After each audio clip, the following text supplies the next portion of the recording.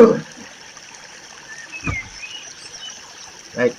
sahabat Bidik Suara Indonesia, ketemu dengan saya. Kali ini saya akan bicara tentang salah satu metode penelitian, yaitu metode penelitian kecelakaan kuasi eksperimen.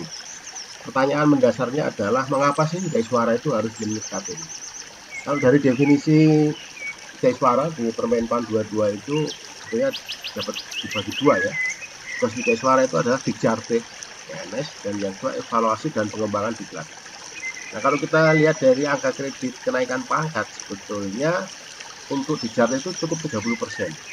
Artinya 70% kita bisa raih dari evaluasi dan pengembangan diklat.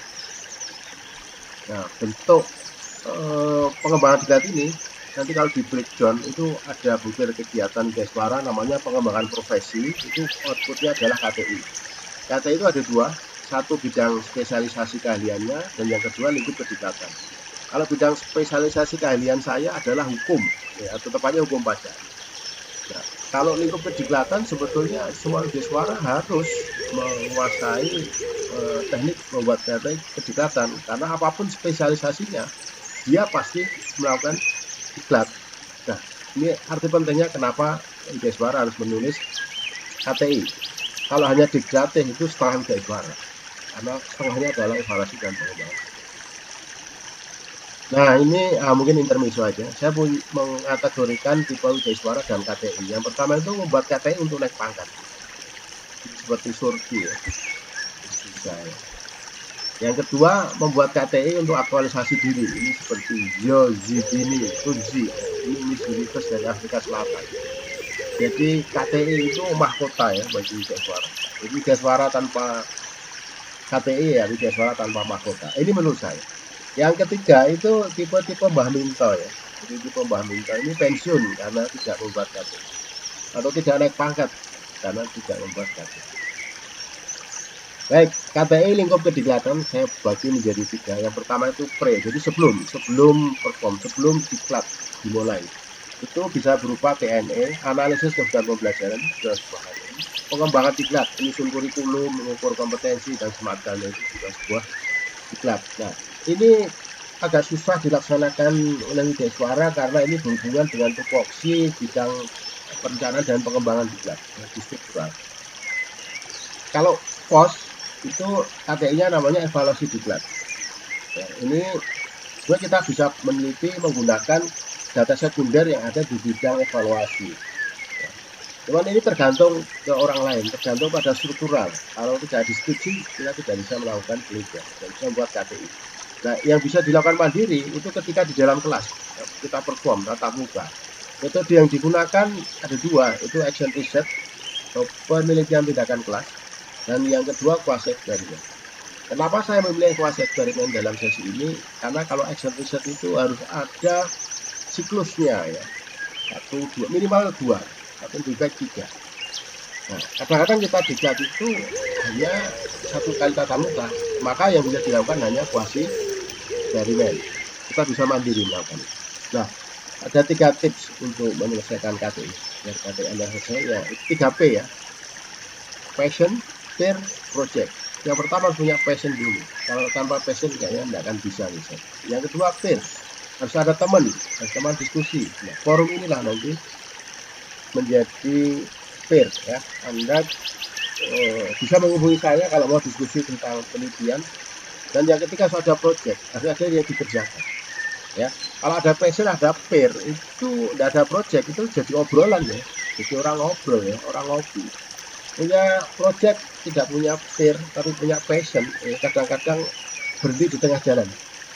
Ketika macet tidak ada yang ditanya. Jadi harus ada tiga-tiganya.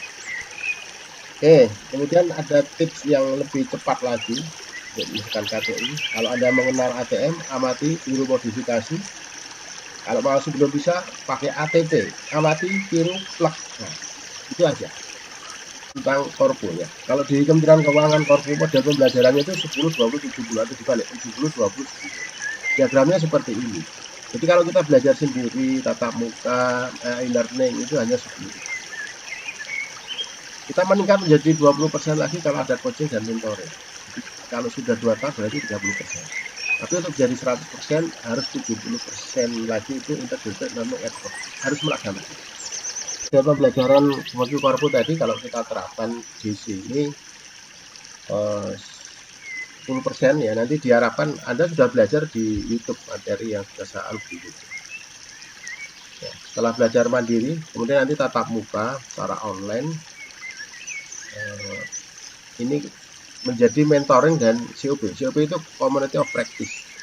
Jadi ketika tatap muka itu efektif karena apa? Hal-hal materi yang pengetahuan yang untuk pemahaman kognitifnya itu sudah selesai di belajar mandiri. Jadi kita efisien terhadap waktu. Nah, setelah nanti tatap muka online itu kita anggap sebagai 20%. Berarti kalau menyelesaikan Anda baru menguasai 30% dari materi yang ingin kita capai. Nah, setelah mentoring itulah nanti 7% itu harus ada project.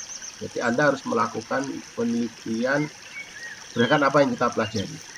Bahkan nanti sampai ke submit ke jurnal. Nah, bagaimana ketika tatap muka sudah berakhir, tetapi kita masih bisa berkomunikasi? Itulah pentingnya COP, Community of Practice. Ya. COP Widya Suara itu bisa kita susun di webnya Rumah Cerdas Widya Suara, ini ada di LAN, atau mungkin kita masukkan ke websitenya DPPIW, itu juga ada. Kalau paling mudah, kita bisa menggunakan grup WA. Grup WA itu nanti diskusi. Mana yang memungkinkan nanti yang kita lakukan. Kayak paling cepat sih grup WA ya. Karena kalau masuk ke web TV atau LAN harus izin ya. Nah, ini kita tidak bisa prediksi diizinkan atau tidak.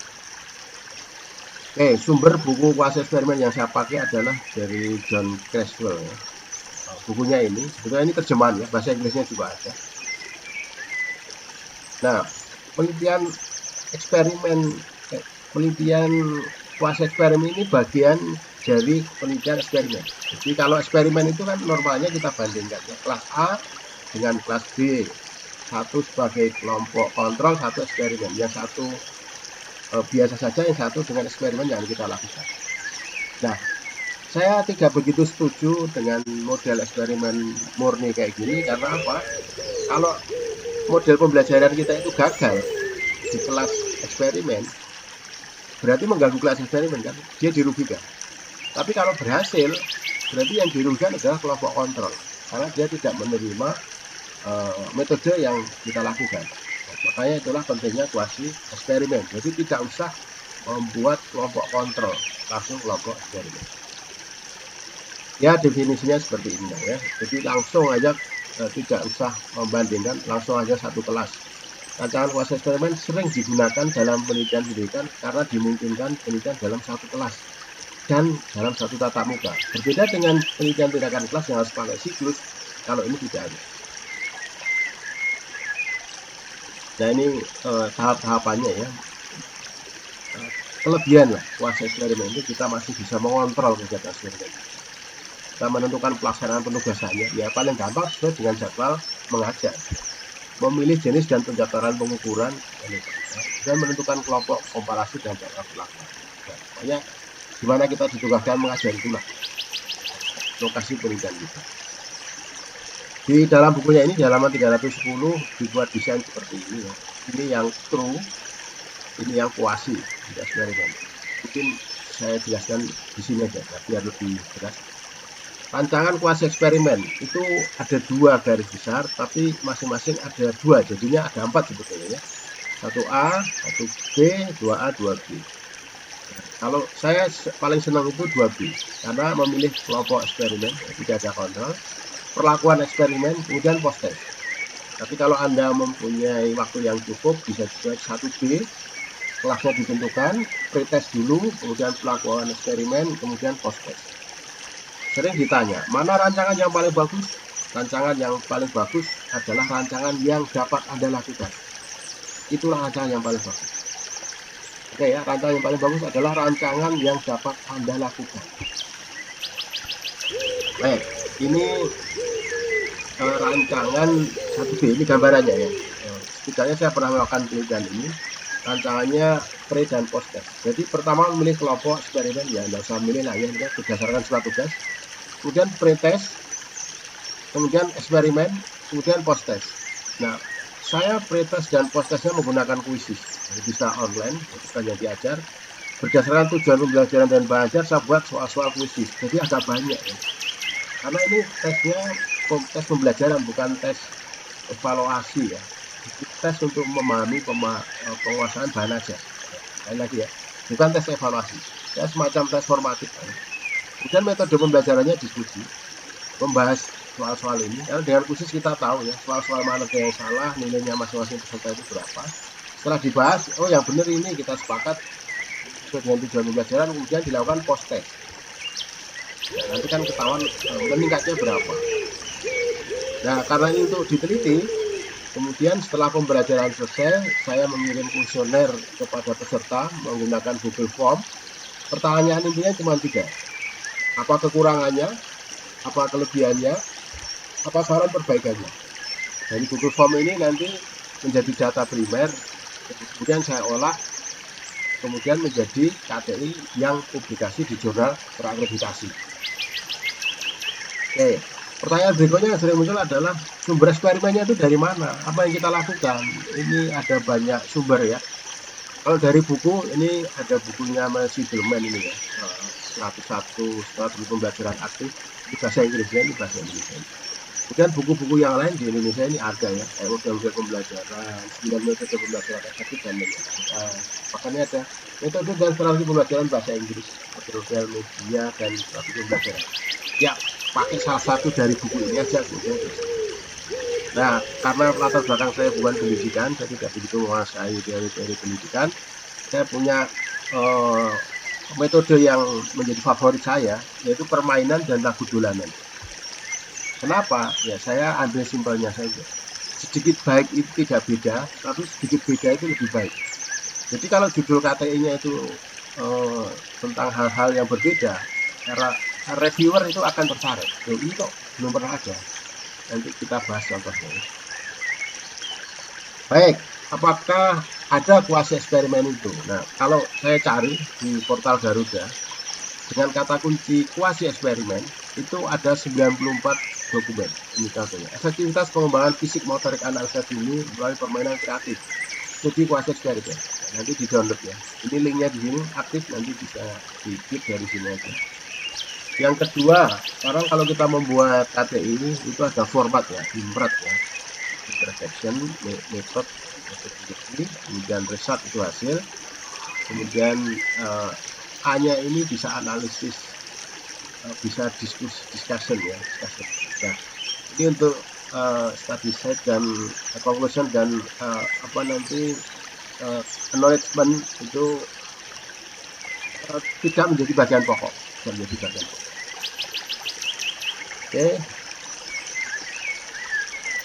Nah, sebetulnya teori tidak begitu penting, tapi yang lebih penting ada hasil. Sekarang kita ke praktisnya aja.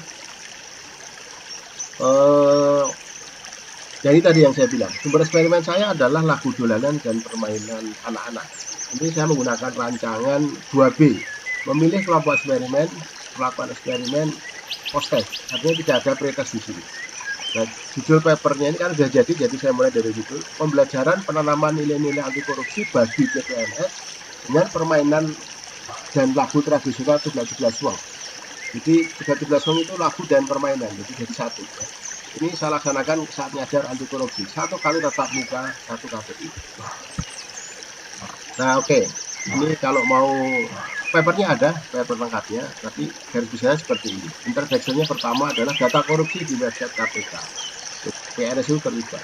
Kemudian pengertian korupsi bagaimana undang anti korupsi. Kemudian pencegahan korupsi itu penting, kita cari sumbernya. Kemudian di dalam materi laksat anti korupsi itu untuk mencegah agar PNS tidak korupsi. Artinya menjadi penting kan, makanya pembelajarannya dikembangkan menarik. Itu menjadi kemudian literatur review-nya penelitian terdahulu tentang model pembelajaran, karena judulnya tentang model pembelajaran, permainan tradisional dan pencegahan anti korupsi. Ya setidaknya 3 itu. Nah, beberapa jurnal bervariasi sih, tapi rata-rata sekarang hampir semua jurnal itu mewajibkan lebih banyak referensi dari jurnal atau dari KTI. Jadi kalau buku itu ya 30%, 70% dari KTI. Minimal 15 referensi misalnya, berarti buku itu maksimal 5. Ini nanti kita lihat di jurnalnya, ada yang 20-80. Itu masing-masing jurnal berbeda. Baik, metodenya kuasi eksperimen, pengumpulannya pakai kuesioner, dalam hal ini Google Form. Kemudian pengolahan datanya pakai logico induktif. Nanti dijelaskan secara kualitatif, ya ini standar. Cuman yang membedakan adalah kuasi eksperimen. Kemudian resultnya, hasilnya, dan diskusinya. Pertama, jelaskan proses pembelajarannya, itu dari result. Kemudian hasil penelitiannya, yang pertama nanti mana coba itu apa sih menurut responden. Nanti dari kuesioner tadi. Yang kedua, pendapat tentang peserta tentang nilai-nilai yang tergantung dalam lagu bulanan. Yang ketiga, pendapat peserta tentang kekurangannya. Metode ini kekurangannya apa? Kemudian pendapat peserta agar ada perbaikannya. Ya intinya sebenarnya apa kekurangannya, apa kelebihannya, apa saran perbaikan. Rahasianya di sini. Kita harus membuat kuesioner terbuka, apa saran perbaikan dari peserta. Sehingga kita diskusi, kita tidak terlalu berpikir banyak.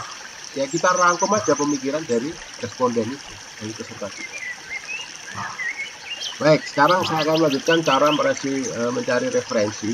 Nanti akan saya praktekkan dengan video yang terpisah, tapi secara garis besar ada di BOAJ di sini ya. Ini tadi sudah saya coba cari. Kalau saya masukkan kata-kata kuasi eksperimen, ada 445 KTI yang bisa download. Ini linknya juga ada. Kemudian yang kedua di Google Scholar ya. Di Google Scholar kalau saya masukkan kuasi eksperimen ini ada 14.000. Ya, saya belum lihat semua ya, tapi di sini ada. Berikutnya kalau pakai bahasa Inggris ya, kuasi eksperimental. Ya. Di sini ada 32.000. Jadi kalau kita mau menulis KTI untuk jurnal internasional, referensinya sebaiknya yang internasional. Nah, kemudian yang berikutnya ini dari Perpustakaan Nasional, ada e-resource di Perpustakaan Nasional. Kita harus jadi anggota dulu, dimasukkan nomornya, passwordnya. Dan ketika diklik, nah, kemudian nanti ada keyword yang kita masukkan kuasi eksperimen. Nah, di sini ada 476 KTI kuasi eksperimen. Kita bisa download.